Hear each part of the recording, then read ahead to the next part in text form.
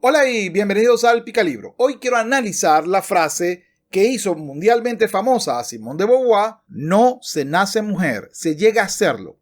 Ningún destino biológico, psíquico, económico define la imagen que reviste en el seno de la sociedad la hembra humana. El conjunto de la civilización elabora este producto intermedio entre el macho y el que se suele calificar de femenino.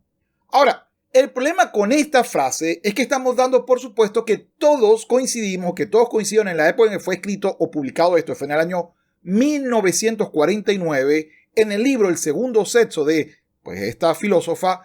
Ella asumía que la sociedad entera como un todo, independientemente de la condición económica, es decir, a diferencia de lo que creían los marxistas y los de izquierda en la época, o los socialistas, los comunistas, en el que los destinos sociales y la imagen se creaba según la clase a la que pertenecías, es decir, es diferente si eres del proletariado, si eres del lumpen, si eres de la alta burguesía o de la baja burguesía.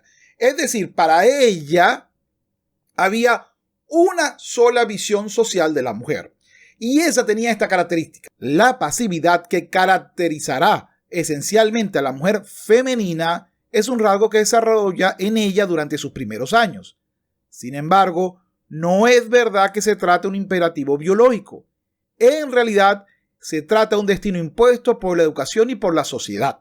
El primer concepto que hay que tener en claro entonces para entender la frase "no se nace mujer, se hace mujer", y ojo, este es un video crítica a esa frase. Estoy diciendo que esa frase no tiene ningún asidero ni con la realidad ni con la visión política de la izquierda, por lo menos, y precisamente se basa más en errores. Y ya voy a explicar por qué. Lo primero, para ella la sociedad crea a una mujer esencialmente pasiva. Esto, por supuesto, lo crea la sociedad junto a la educación, que sería su herramienta. Entonces, la educación femenina hace a la mujer esencialmente pasiva. Esto implicará que entonces, independientemente de la clase social en la que estés, si eres muy rica, burguesa, si eres aristócrata, que todavía quedaban, todavía quedan, ¿no? Muy pocos, pero todavía quedan. O, por el contrario, pertenecías de repente a la baja burguesía, o de repente al proletariado, o incluso al lumpen, tenías una sola visión de lo que era ser mujer. Entonces, la tercera característica de esta frase, y lo veo desde el punto de vista crítico, es: asume un prototipo único del concepto de mujer, en contra de la propia historia y la realidad de la clase. Y un aspecto que creo que pocas veces se ha puesto de relevancia es que quien lo asume y quien lo escribe, si usted ha leído realmente el libro, se da cuenta que son prácticamente la autobiografía o las memorias de una niña que podía darse luego de desayunar en hoteles de altísimo lujo en París o en Francia, tal como lo describe ella. Es decir, que venía una familia muy acomodada de parte del padre y de la alta burguesía de parte de la madre. Vamos, su abuelo era dueño de uno de los bancos principales de la época en Francia, aunque durante su adolescencia el banco quiebra, pero ya ese es harina de otro costal que después veremos. Es decir, que la definición de la mujer que se basa Simone de Beauvoir se basa en la experiencia personal que deviene de pertenecer a una clase con alta capacidad económica. Y de ahí presume que todos los demás, que es normal que cuando tú naces, por ejemplo, una señora que tiene que trabajar, su esposo en 2 trabajos y ella en uno, es normal que tengan una criada como tuvo ella, para que él los atienda. Además, para ella prácticamente tuvo muy poca interacción con su mamá, porque tenía más interacción con la criada. Eso no es el prototipo promedio, ni siquiera hoy en día, de las países occidentales. Entonces empiezo con la primera crítica. La mujer es esencialmente pasiva. Sin embargo, tanto en la historia francesa como en la historia de todos los países occidentales, se demuestra exactamente lo contrario, que la mujer no es pasiva y que la sociedad no le está pidiendo pasiva. Que de repente un grupo como la alta burguesía o la aristocracia quiera una mujer pasiva y que lo logre es otra cosa. Pero voy a colocar en este caso 10 ejemplos históricos, tal vez no tan famosos como, por supuesto, la reina Victoria, la reina Elizabeth, la ambas de Inglaterra, o de repente Marie Curie. No voy a colocar esos tan obvios. O Amelia Earhart. No, esos tan obvios no. Voy a colocar otros que debió de haber conocido Simone de Beauvoir en la época en que ella escribió estos libros. Sophie Blanchard en 1810 se convierte en la primera piloto de globo. Entonces, la idea de que la mujer fuera pasiva por sociedad, pues parece que en la época napoleónica en Francia no fue así. Tanto que se le premió a esta señora con ser la primera piloto, no la primera mujer en volar, la primera mujer en manejar ella misma el globo. Vamos a otro país cercano, vecino de Francia, Italia. María Montessori, que en 1896 fue la primera doctora de Italia. 1896. Y además es fundadora de uno de los métodos que más tuvo popularidad en la educación en el mundo occidental.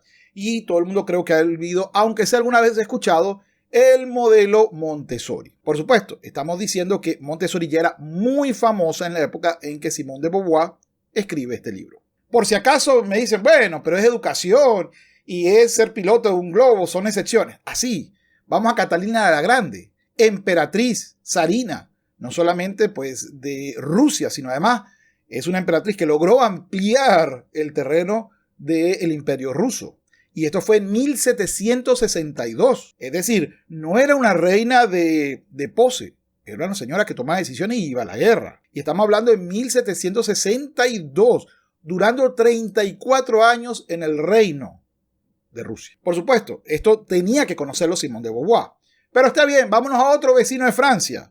Clara Campoamor, de España, en donde en 1931, en gran parte por la labor social y política que ha hecho, debo decir que es diputada, que quede claro, logra que se reconozca el voto femenino en la República de España. Entonces parece que el relato que la mujer es esencialmente pasiva no va aquí con la realidad. La realidad es que no, la mujer no es esencial.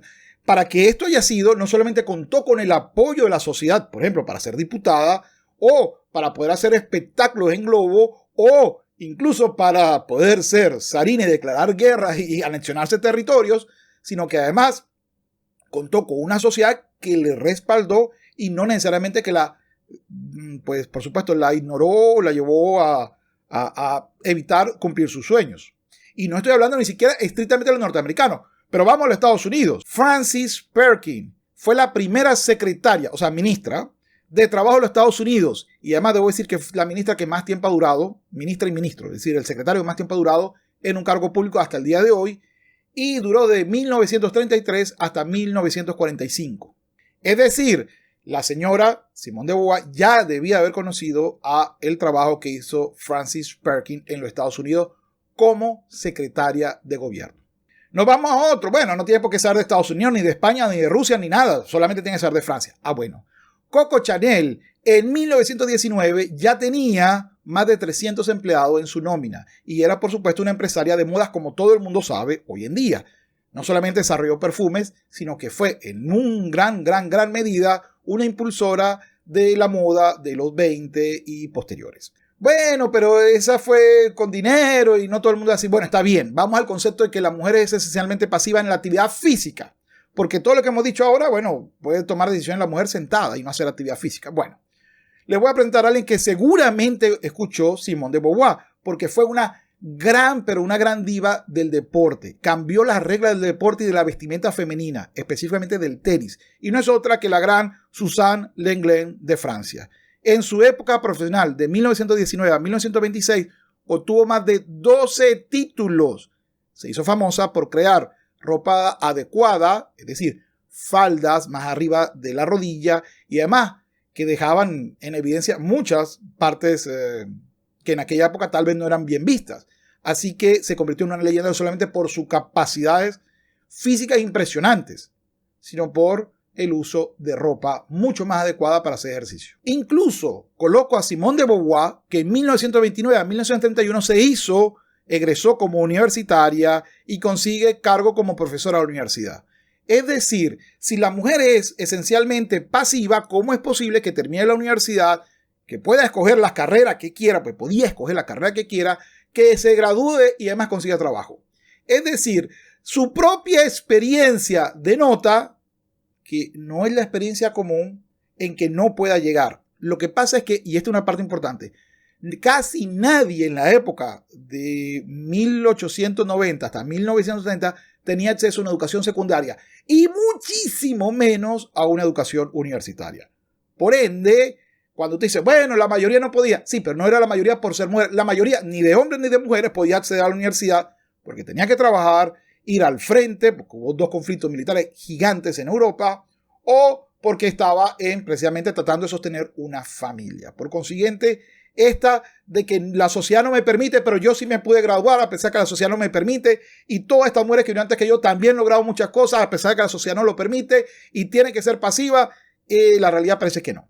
Desde la América hispánica podemos colocar 2 casos que puede ser que haya escuchado o no haya escuchado Simone de Beauvoir, pero que están allí en nuestra historia para demostrar que lo que está diciendo no es tan cierto. Eloísa Díaz en 1887 egresa como médico, la primera por supuesto en Chile, y además consigue un cargo como profesora en la universidad. No se puede ser pasiva y además obtener título universitario y trabajo. Se debe ser todo lo contrario de pasiva, se debe ser muy activa y bastante, pues, si vas en contracorriente, debe ser pero muy reacia, terca y con capacidad de lograr objetivos, porque lo logró. Por cierto, antes que me digan que es la excepción, vean cuántos hombres se graduaban en la época, no pasaban de 20, y si ves la población, era menos del 1% de las personas los que graduaban en la universidad. Ojo con esos datos, no se deben engañar con la historia. Desde México me viene el mismo año Matilde Montoya en 1887, también egresa como médico, e incluso la universidad se opuso tanto que tuvo que venir un decreto presidencial que diera ante el Colegio de Cirujanos el mismo trato al hombre y a la mujer. Estamos hablando de 1887. Ahora nos vamos al concepto, a la afirmación de este es un destino impuesto por la sociedad. En 1880 se hace la ley Camille C, que lleva a la educación secundaria a la mujer. Debo decir que hasta 1880 la mujer tenía acceso a la educación primaria. Y vuelvo y repito, los que tenían acceso a la educación, aunque sea primaria, era la excepción a la regla y no la regla en sí, que quede muy claro. No es que todos los hombres terminaban la escuela o entraban a secundaria, no. La mayoría de los hombres tenían que trabajar. Y por cierto, la mujer también. Y ya lo voy a colocar aquí en algunos datos de la época. Por ejemplo, desde Chile, en 1877 sale el decreto Amunetegui, que no es más que decir, se declara que las mujeres deben ser admitidas a rendir exámenes válidos para obtener títulos profesionales, con tal que ellas se sometan para ello a las mismas disposiciones que están sujetos los hombres. Aquí, o sea, que la sociedad te creó leyes y te dio espacio para que fueras tratada igual desde 1887. Y tú en 1949 decías que la sociedad no iba por esta ruta, que no era esta ya el denominador común.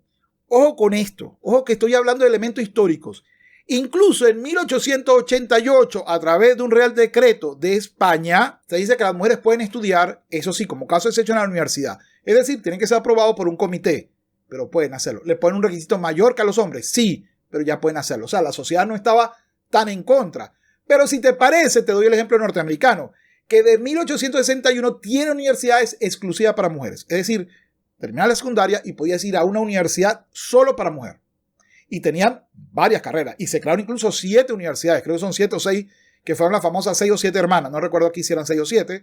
Pero bueno, en general voy a dejar el enlace abajo para que ustedes puedan ver la información de las 6 o 7 hermanas, que eran universidades que permitían a las mujeres y solo a las mujeres acceder a títulos profesionales. Pero para que veamos qué es lo que le enseñaban a las mujeres, si solamente eran cosas de trabajo, pues veamos rápidamente un ejemplo de lo que se daba en 1929 en Colombia a través de un decreto sobre el tema. Me dice, artículo primero, para que los colegios de segunda enseñanza de señoritas puedan certificar instrucción suficiente, los estudios emprenderán las siguientes materias: religión, lenguaje, historia patria universal, geografía patria universal, matemáticas, aritmética, geometría y álgebra, física, química, historia natural, contabilidad, dibujo, higiene, francés, inglés, educación física, conferencias sobre urbanidad e instrucción cívica, costura, escritura, música, pedagogía teórica y práctica. Oiga, si a ver vamos, están aprendiendo o aprendían en 1929 mucho más que cualquier hombre o mujer hoy en día a nivel de liceo público. ¿No lo creen? Vean la información de lo que tenían que estudiar las personas antes de 1949, antes que Simone de Beauvoir dijera que, oh Dios, la sociedad no nos permite aprender si no queremos que sean pasivas. La realidad es no es cierto esa afirmación que se dijo, y es terrible que se siga creyendo como algo cierto una afirmación que no tiene respaldo en la realidad. Cuando digo que asume un prototipo único de mujer, si bien es cierto que ella coloca esta salvedad, que ya lo voy a leer, hay que entender que esa salvedad no es lo que efectivamente sigue diciendo en el resto del libro. Cuando utilizo las palabras mujer o femenino, no me refiero evidentemente a ningún arquetipo, a ninguna esencia inmutable. En la mayor parte de mis reflexiones hay que sobreentender que el estado actual de la educación y las costumbres no se trata de enunciar verdades eternas, sino de escribir el fondo común sobre el que se alza toda existencia femenina singular. Recuérdese, para ella, toda esencia femenina incluso tenía una chica que las cuidaba, es decir, que cuidaba a ella y a su hermana, que no tenían que trabajar la mamá, que el papá ni siquiera trabajaba tampoco, sino que podía tomarse fines de semana, semanas enteras haciendo teatro sin trabajar, o sea, sin obtener un beneficio por ello, etc. Es decir, está asumiendo que toda mujer va a tener el destino que ella tuvo. Es decir, que va a tener una infancia tan privilegiada como la de ella. Y eso contradice el mismo concepto de la diferencia entre clases. Así que, o bien esta señorita ha hecho una afirmación que no se puede extender a toda la sociedad, incluso ni siquiera puede extenderse a toda la burguesía, que es lo que podría de repente representar, sino que además nos hemos tomado fácilmente el atrevimiento de presumir que así era lo que toda familia quería que fuera la mujer. Y si eso fuera así, ¿cómo me explicas la creación de universidades para mujeres, de permitir en otros países que se dieran precisamente acceso a la mujer a sus estudios, no solamente secundarios, sino profesionales, entre otros aspectos? Y aquí voy a colocar otro elemento importante sobre el concepto que la sociedad me quiere. La pasividad que caracteriza esencialmente a la mujer femenina es un rasgo que desarrolla en ella durante sus primeros años. En una revista de educación de el Reino de España, me decía o hacía uso de un censo de 1890 de Francia. En 1890, el 36.6 por cada 100 de las mujeres francesas percibían un journal, sin contar las mujeres que hacían trabajo agrícola, ya que ese terreno, las estadísticas son poco seguras que se pudieran utilizar. Ya va, ¿cómo que el destino era hacerte pasiva si el 36, o sea, el 37% de las mujeres tenían que trabajar y conseguir un journal, es decir, un salario? ¿Será que no era cierto que ese era el destino manifiesto de la sociedad, sino de un grupo muy privilegiado? Y si a eso vamos, ¿será cierto entonces? Vamos a imaginar que de repente las que trabajan en campo sea el 10%. Es decir, que el 46% de las mujeres en Francia en 1890 tenían que trabajar para obtener un ingreso. Debo decirle que de repente se les puede olvidar, pero había mucho trabajo en la era industrial para la mujer, como textilera, como institutriz, como profesora maestra e incluso como enfermera. Pero había muchos otros trabajos que todavía no estaban. Bueno, no coloqué en la parte histórica, puedes buscar matemáticas, astrónomas, doctoras, etcétera, que hay mucho antes de 1949, incluso militares activas, como hay en Rusia, en las que se demuestra que la afirmación de Simone de Beauvoir no tiene que ver con la realidad, sino con un prejuicio de clase. Mi madre había nacido en Verdún, en una piadosa y rica familia burguesa. Su padre, un banquero, había sido educado por los jesuitas y su madre en un convento. Almorzamos en la terraza soleada de un gran hotel. La insólita vocación de mi padre se explica, creo, por su estatuto social. Su nombre, ciertas relaciones de familia, camaradería de infancia, amistad de juventud lo convencieron de que pertenecía a la aristocracia y adoptó sus valores. Mi abuelo heredó, entre otros bienes, una propiedad de 200 hectáreas. Se casó con una joven burguesa que pertenecía a una opulenta familia del norte. Vamos, estamos hablando de una persona que no viene ni del lumpen, ni del proletariado, tampoco la aristocracia, ¿no? Pero que necesidad no pasó. Así que esa visión es la que determina que toda la sociedad es igual. O sea, la señora que está trabajando de los 14 años pero no tiene cómo comer su familia, pasó la misma condición de pasividad que Simone de Beauvoir se imagina que el resto ha pasado. Vamos, que todo el mundo almuerza en restaurantes de lujo, todo el mundo lo sabe, ¿no? Que todo el mundo, su abuelo creó un banco y el otro heredó hacienda de 200 hectáreas y casarse con una familia burguesa rica. Vamos, lo que todo el mundo ha vivido, ¿no? En fin, con esto critico la frase que la gente repite ciegamente, que la mujer no nace sino que se hace, porque la visión de mujer que tiene Simone de Beauvoir es una visión falsa, adulterada o de cartón piedra, devenida en su condición de clase muy burguesa o muy adinerada, que le impidió ver la realidad de la mujer francesa, que es que tenía que trabajar.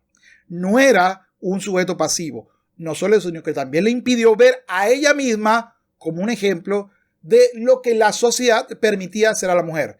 Educarse en la universidad, egresar y además trabajar como profesor en la propia universidad, sin tomar en cuenta que de 1880 y algo en la mayoría de los países ya se permitía que la mujer fuera doctora en ciencias médicas. Así que ni destino impuesto, ni tampoco una mujer pasiva era la única visión que se tenía en la época.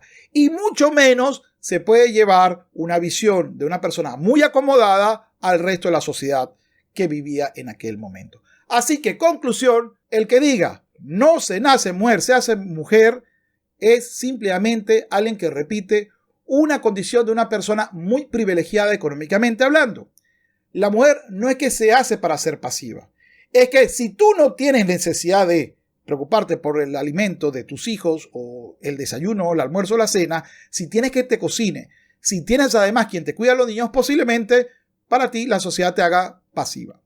Para el resto de los mortales, la mujer no solamente tiene que trabajar en casa, sino tenía que trabajar afuera de su casa. Incluso cuidando niños de la alta burguesía que después explicaban que la señorita que los cuidaba era porque la sociedad la había hecho así y no porque tenía necesidades económicas. Qué lindo. Conclusión, el feminismo es solo de personas muy acomodadas. Ver el mundo de esta manera en el mundo occidental es contrario a la realidad de la época de 1949, incluso en nuestros propios países de América del Sur o en Iberoamérica, y no solo eso, sino que tiene muy poco que ver con la realidad social de nuestros países de la época y hoy en día. Bueno, es todo. Quiero agradecer muchísimo a mis Patreon que vienen de seguidas. José Flores, Miguel de la Rosa, Jorge Guerra, El Perro de Diógenes, Sir Trapselov, Luis Gómez, Eva García Franco, Joaquín López, Rocío Cori, Humberto Ávila, A.I., Alex, Cris Balco, Alberto Rojas, Tony Macías, Darío López, Israel Hernández, Julio Ortiz, Diego Londoño, Antonio Armijo Sáez y David Gro, Luis Varga, Hot Frigo, Guillaume Padrón, Marcos Alfonso, Leonel Virrojas, Cris, Lula Gonzalo Alsina, Jaime Almenares, Harry Won, Miguel Morales, Eduardo Soto, Mariano Sibila, Ernesto Pablo, Javier, Cristian Contreras, Sergio Delgado, Pablo Kevin y María Chirico Kane. Muchísimas gracias por el apoyo al canal. ¿Qué piensas tú? ¿Simón de Beauvoir tiene razón o hay que realmente criticar cada vez más esta frase que no tiene ni asidero en la realidad, ni crea una esencialidad pasiva, como decía Simón de Beauvoir, y que hay que poner muy en tela de juicio que había una mujer única según la visión de ella, y más porque ella viene de una familia muy acaudalada y piensa que todo el mundo vivía así en ese cuento de hadas pagado afortunadamente por su familia? En fin, ¿qué piensas tú? Déjame aquí tu comentario. ¿Estás de acuerdo o no? Te pido que argumentes tu posición. Insultos son borrados. Por favor, atenta a los insultos porque te borro. Simplemente pon tu opinión. ¿Estás de acuerdo? Perfecto. ¿No estás de acuerdo? Explica el porqué. Es todo por hoy. Antes de despedirme, quiero invitarte a mis redes sociales. Twitter, que es El Picalibro. Instagram, que es El Picalibro. Facebook, que es El Picalibro. La Red Morada, por favor, sígueme en la Red Morada, que es El Picalibro.